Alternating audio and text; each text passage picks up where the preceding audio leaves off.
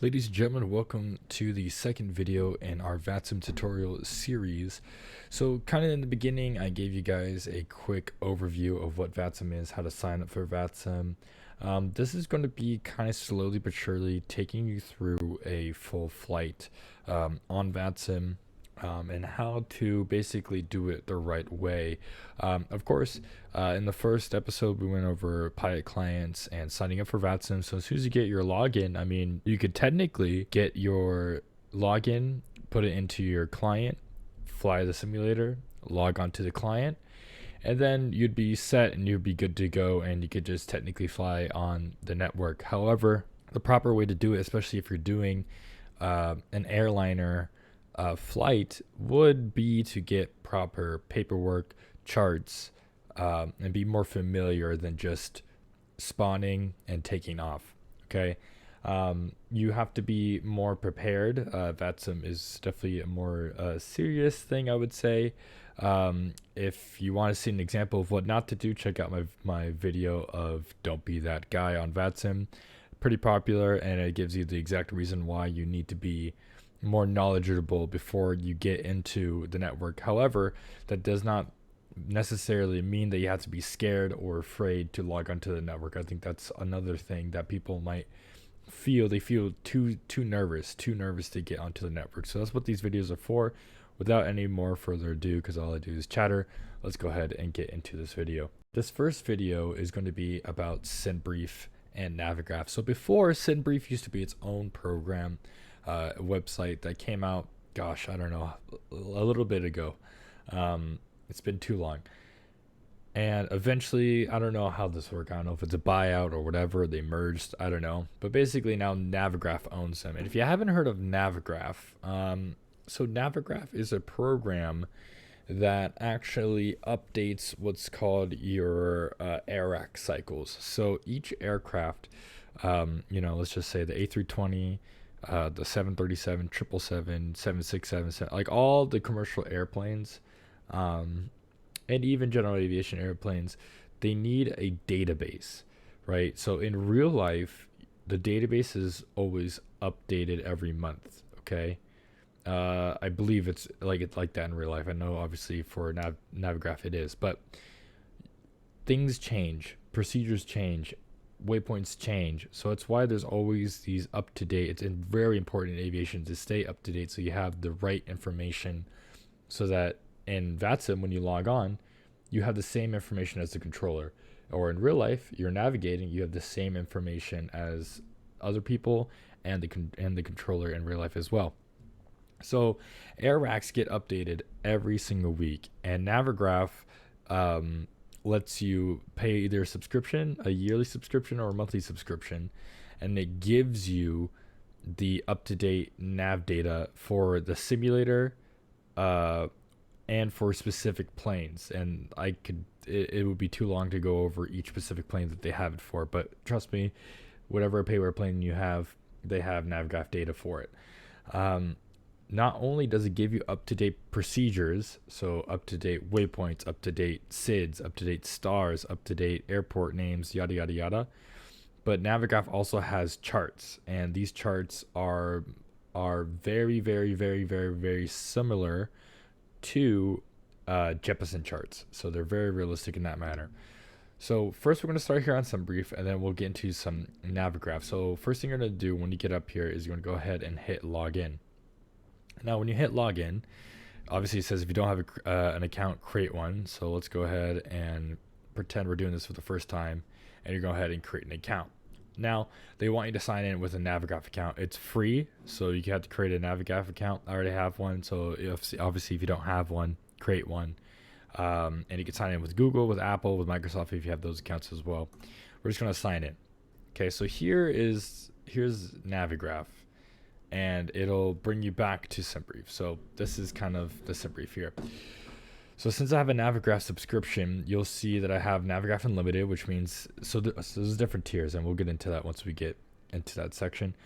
I have the Unlimited, which gives me charts and navigation data, and as you can see, we have 2402, which is the current Navigraph because it's 2024, so that's the 24, and 02 is February, so it's February 2024, and tomorrow it's going to get updated because it's a leap day today.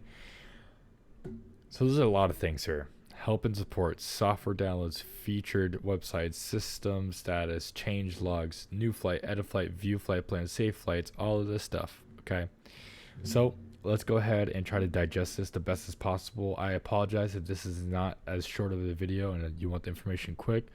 What I'm aiming for is to kind of digest all the information for you so that it's not too overwhelming. And unfortunately, to do that, it can't be the quickest video. It has to be a little bit longer, so I do apologize. Okay, so let's go ahead and take this very simple. We're going to go ahead and go from left to right here on the dashboard, and then we'll get into these different tabs. So welcome, Ethan. It'll say your name.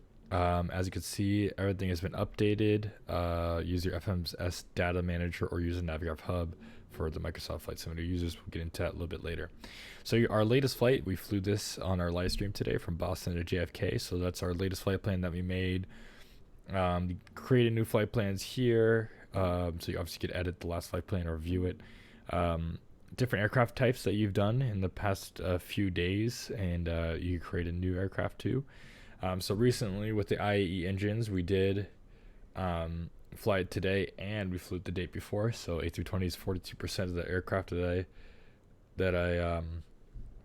I've been flying. The 737 and the Embraer 175 has been tied for second, and other aircraft is 16%.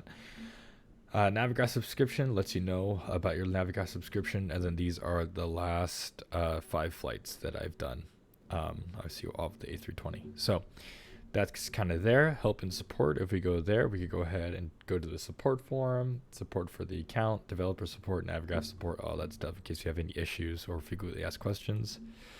Software downloads. So the Simbrief downloader is really good because instead of back in the day you had to download an FMS plan or whatever plan, flight plan format that particular aircraft used, you have to download it and then find the folder to put it in and then drag it in. The Simbrief downloader makes that so much easier. So it looks like this, and basically all you're going to do is you click on all of the planes that you have, or if you want to just do one, that's fine too. So for example, if we are running the PMDG, which you don't technically have to do this anymore, but if you're running the PMDG, you would go here, you would go PMDG flight plan and the wind uplink, and you would roam, you would go to the to those folders for the flight plan and the wind uplink, and you can go ahead and make sure that they are connected to your PMDG. And what you could do there is go ahead and hit export selected formats. So in this example, it would export it to the Majestic Q400 and the PMDG aircraft that they're choosing. And as you can see, you could look at your latest flight plan here, and you could just hit the refresh if it's not the one that you thought of or that you recently did. But yeah, you just hit export, and then boom, it goes right to all the folders that you need. You don't have to worry about looking around, downloading different flight plans for each different airplane. So if you have like the MD-80, if you have the JAR Airbus too, you could select those and then hit export, and this JFK to EGLL flight plan will be in all the planes. So a little less tedious as far as exporting a flight plan. And the reason I'm saying that you don't have to do that for PMDG anymore is PMDG actually has a Simbrief uplink now that works, so you don't need to export flight plans anymore. They automatically take it from Simbrief. Go to future websites, different virtual airlines you could join that use Simbrief and stuff like that. So if you look into doing a virtual airline, here's some for you. System status kind of gives you how accurate each plane is, and recent flight plans that have been generated. Is just a bunch of stuff. So everything's all good for all the database. System change logs too, if you want to see what's been up to date, and all that stuff. So there you go. That's our dashboard in a nutshell. Now let's go ahead and go over the left side. Okay, so here is the meat and potatoes, and I'm going to try not to get too in depth with this because you could get lost and you could get into analysis paralysis, trying to figure out each number by hand, yada yada yada. So if you've done PFPX before, this will be relatively simple. But if you're completely new to IFR flight planning for an airliner, that's okay, and that's why we're here. So let's just say we're taking a United flight. We could do, I don't know, United 1, 2, 3, 4, and we're flying from LAX. Let's go to Newark.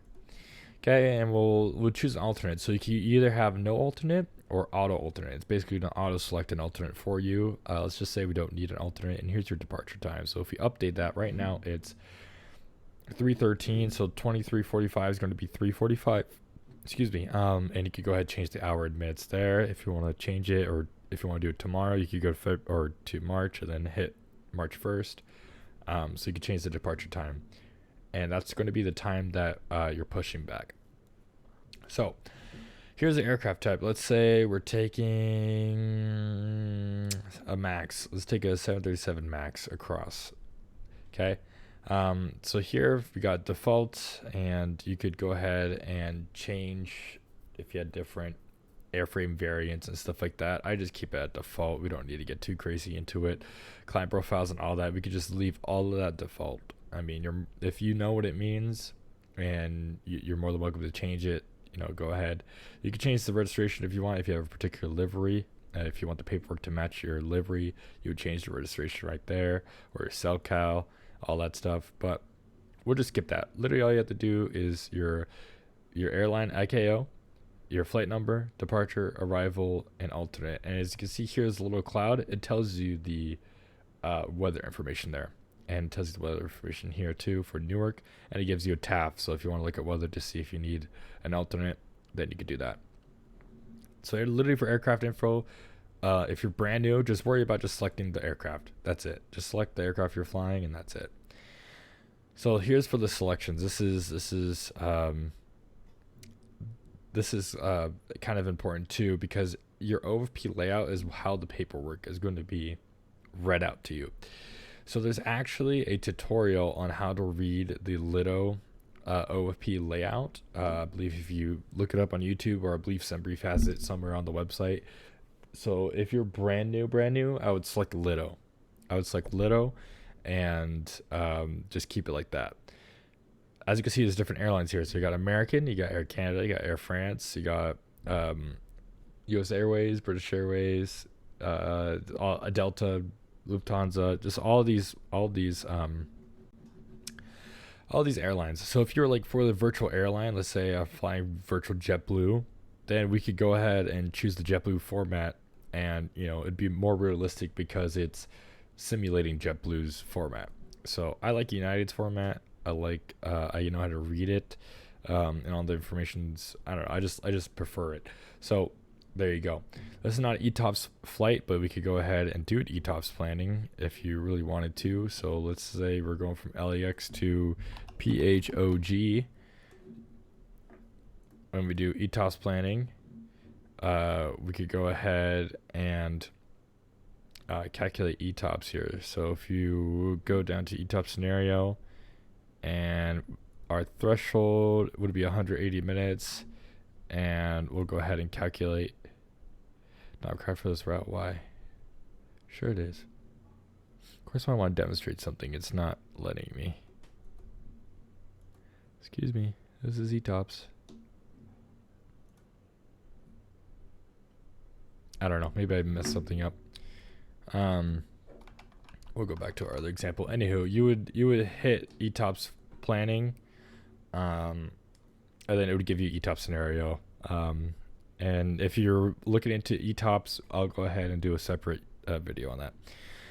Anywho, so just select Lido if you are brand new, or just select whatever you want. Obviously, this is the units, so if you want your weights in kilograms, change the kilograms. IFR, obviously, for the flight rules. And then down here, these are just your entries. Choose your departure runway, your arrival runway. So obviously you look at the weather to kind of figure that out. And then this is your total block time. So it'd be 5 hours and 5 minutes. And you could go ahead and set a custom fuel policy if you really want. Again, if you're brand new, don't even bother getting into this. What they have for default will be plenty sufficient for you to get to your destination. You don't need to worry about tinkering with contingency fuel, reserve fuel, all that stuff. It's just going to confuse you more. Text entries, I don't know, in case you want to leave any remarks to yourself. If you want to say, hey, go to gate whatever when you arrive, then it could be on your paperwork so you could see it and remind yourself. Dispatcher name, you could literally save it to your own name if you want to dispatch yourself, or it just as a random name. And then here's your route, and then you can analyze your route, and as you can see, the route has been analyzed and it's valid for the air rack that you're on. If you don't like that route, you could go to other routes and you could kind of make your own route. Again, if you're new, don't get into this. Airport alternates, you could choose your own alternate and figure out what alternates you want to do. Again, these are all optional setups that you don't really need. So if you have Active Sky and you want to do historical weather, this is where you would set that up. And then debug parameters, don't know what this is, I'll be honest. But again, if you're brand new, this is one of your first flights on Vatsim, just worry about the airline code, the flight number, departure, arrival, alternate, aircraft type. Okay, so alternate, by default, it's going to be none. Most likely you won't need an alternate, but if you really want to, you could do it to auto, or you could choose an alternate. So just leave it, I would say leave it on auto if you're brand new, if you really want alternate. So just worry about your airline code, flight number, departure, arrival, alternate. Change the time to your proper departure time, aircraft type, your layout, and that's it. Everything else will fill it itself. It'll give you the proper fuel and everything like that. So what you could go ahead and do here is also, don't worry about the calculate and compare if you're brand new. Calculate and compare basically means I'll calculate this flight, and if I want to change a waypoint or do something different, I could compare the two flight plans and see how that is. But again, if you're brand new, don't worry about that. We're just going to hit generate flight.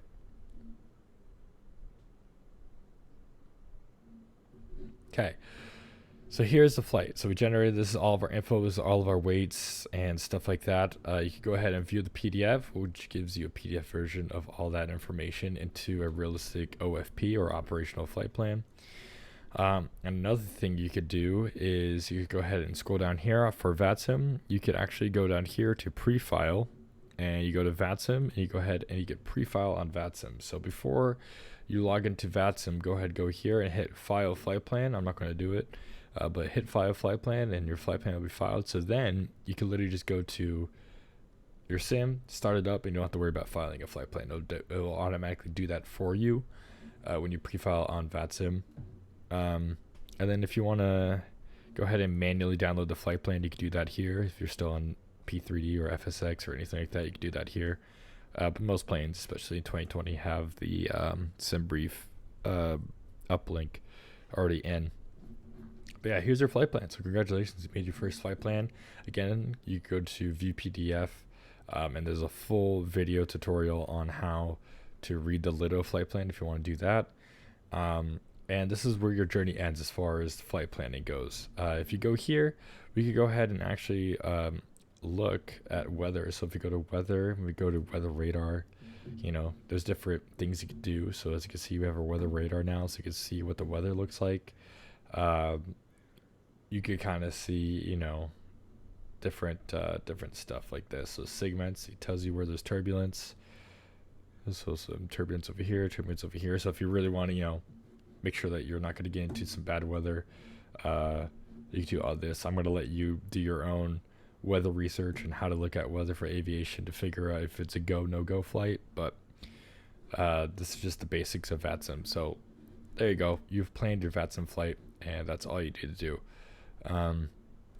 So after that, you could go ahead and click this, and that'll lead us into our next topic of discussion, the Navigraph charts. Okay, here's Navgraph. So as you saw, I said import to charts, and here's the desktop charts app. Now there's an app for iPad and Android if you want to do that as well, so you'll have to look at that. But here's the basic charts. So if you look, it gives us a overall view of the entire flight, but there's a VFR map, there's a world map, there's a satellite map, there's an FAA sectional chart map, there's IFR high, IFR low, and basically I for high and I for low gives you airways and stuff like that. I just set it to world map. If you look here on the side, you can look at your OFP. So it gives you a digital OFP right here. But what we're going to do is we're going to close out of the OFP. So starting in LAX, as you can see origin, destination, and then if we had an alternate, it would have an alternate. So destination, it says a 24 left seems to be a good departure runway. But if we go to the information page right here, and you can see we could open the airport, open charts, and add to route. So let's go ahead and open the airport. It'll give you like everything. And again, there's multiple videos on Navigraph that can really go into depth with this. We're just focusing on this being your first ever Vatsim flight, and we're going over what pertains to being prepared for a Vatsim flight. So if you go to charts, it has all the charts you need. So for example, if you go to taxi, and what you want to do is airport information chart. And as you can see, it already has it pinned. So it has our airport chart, it has our SID, it has our star, and it has another airport chart. That's what automatically is pinned for you. So that's why it's good for Simbrief to go ahead and import to charts, because it already pins the more critical charts for you. It already has your SID, already has your star, already has the airport charts. So yeah, these are, you could explore this on your own, but basically all you need for starters is the airport chart. And then let's go ahead and look at the SIDs. So there's a bunch of SIDs for LAX. You want to look at your flight plan here. So as you can see, the Orca 5, that's what we're flying. So if it's not already pinned, you would go here. So let's say it's not pinned. I would take it off the pin if I can. I don't think I can. Let's say we're taking the Chatty 5, for example. So I'd look at my flight plan, see Chatty 5. I'd be like, okay, Chatty 5. We could click on it to open it. And then we could go ahead and pin it right there. And as you can see, it pinned the Chatty 5 departure on the taskbar down here. So really, really, really important there. And again, there's these procedures. So it goes if you're flight planning on here, you can kind of see, okay, what star goes where, and kind of figure it out that way.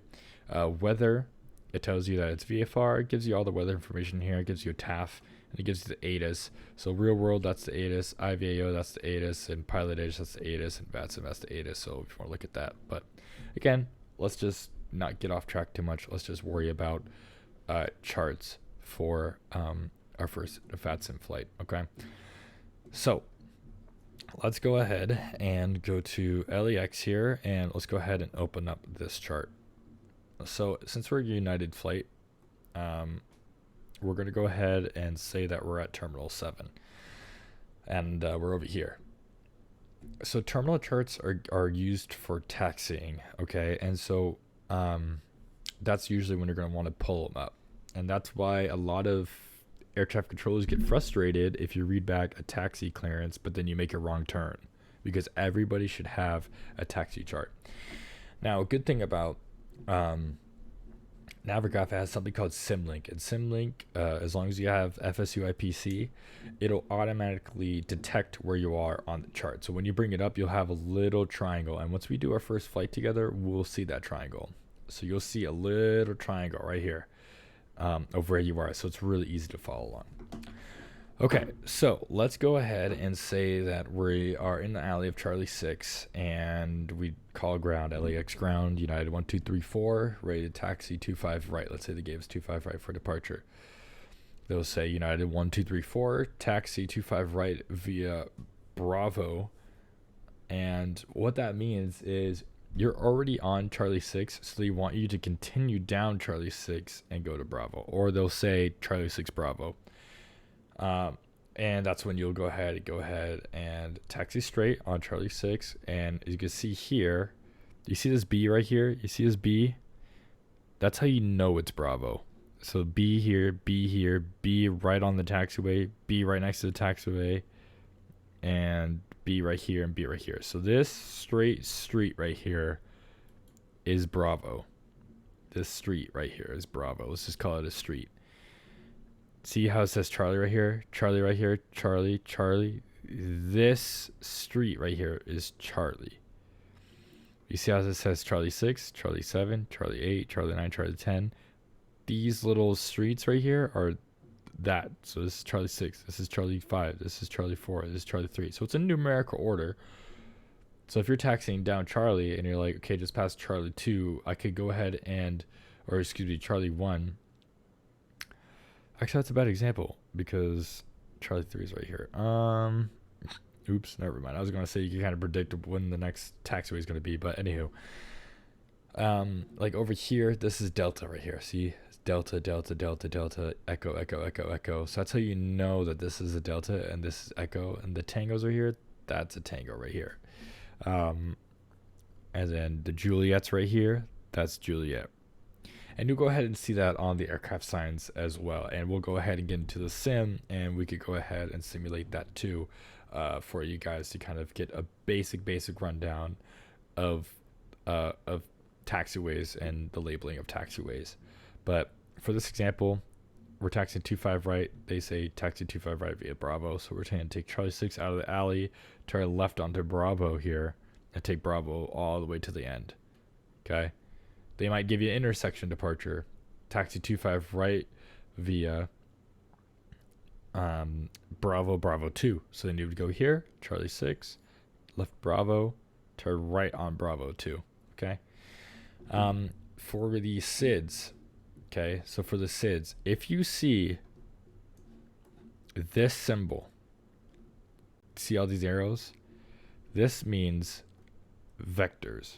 Now, what are vectors? Vectors are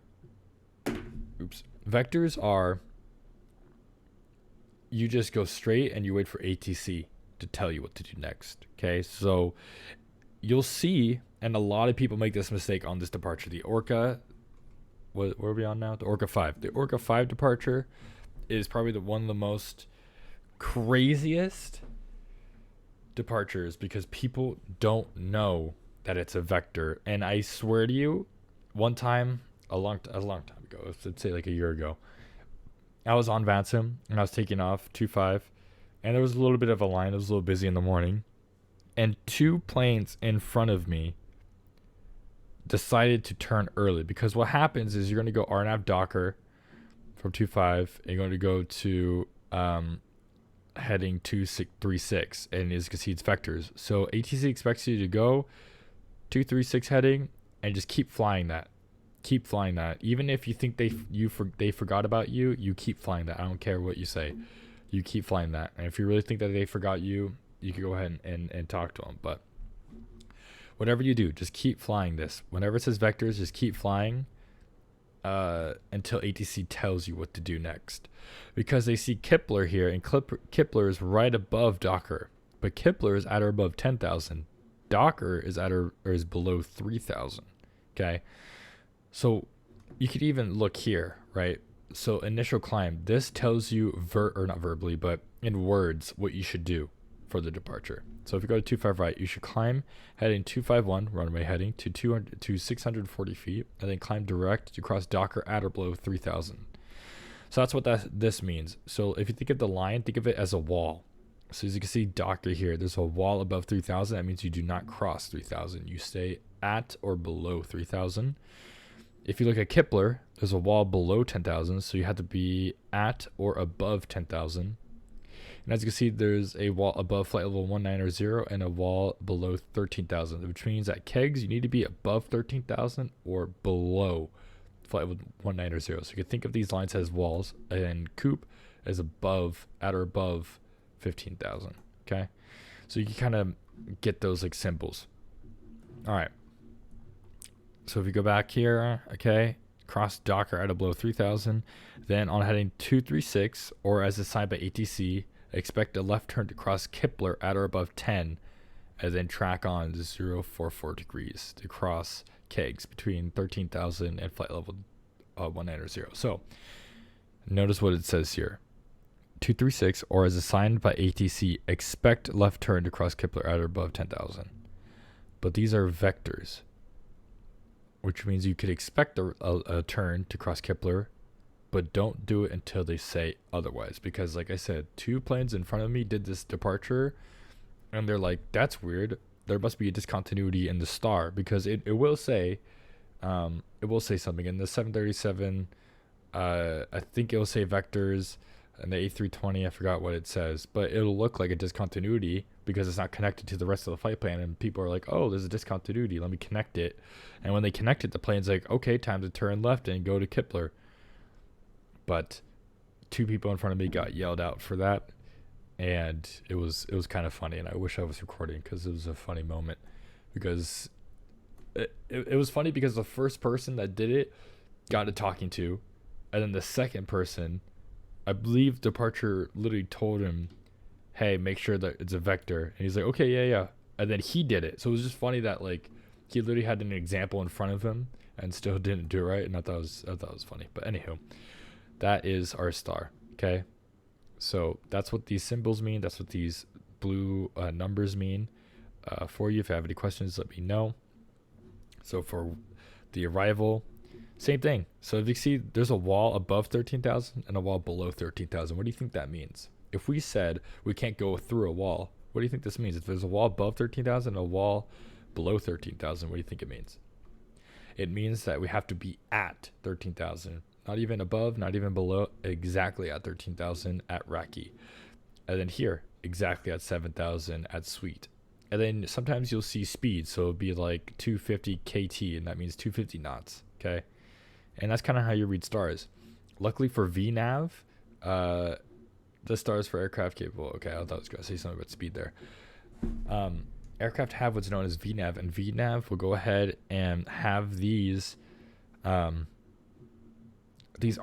in the flight plan, so they'll know to cross Raki at 13,000. They'll know to cross Sweet at 7,000. So they'll be doing it for you, but it's good to monitor that and kind of, like I said, have the same information as air traffic control, so you could kind of be on the same page with them. But yeah, that's why charts are so important. There's a bunch of videos, bunch of videos that can go ahead and teach you more about different symbols on our chart, different things on a chart. But this is just the very basics of charts for Navigraph and using them on Vatsim. And I'll kind of put them to use once we do our full flight on Vatsim to kind of give you a more of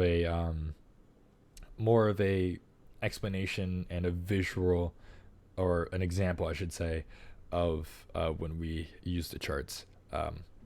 So yeah, that's going to be Navigraph charts there, and we already built our flight plan. So in the next video, we're going to go ahead and get into spawning the airplane, and then we're get into also some taxing stuff. So we'll get into taxing, we'll get into airplane or airport signs, and then we'll get into how to spawn properly into Vatsim and flying online. So thank you guys so much for watching this video. I hope you have a good one.